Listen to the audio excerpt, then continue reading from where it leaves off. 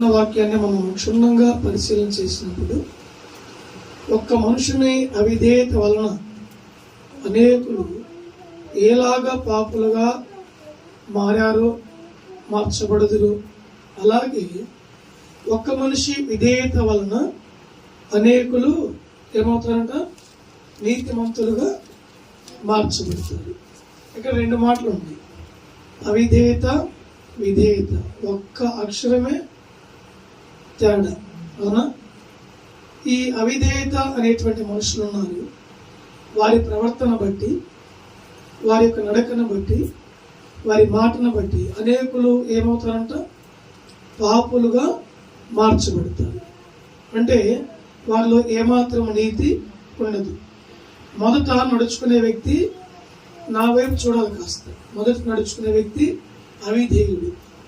అంటే మనకి సరిగా అక్షర జ్ఞానము తెలియదు, సరిగా కుటుంబాన్ని పరిపాలన చేసుకునేది తెలియదు, భార్యకు ఎలాంటి మాట చెప్పాలో తెలియదు, తల్లిదండ్రులతో ఎలాగ మాట్లాడాలో తెలియదు, అక్క చెల్లి వారితో ఎలా ప్రవర్తించాలో తెలియదు.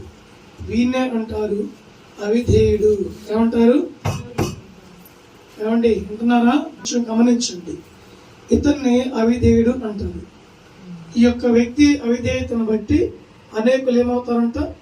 పాపులుగా మార్చబడతారు.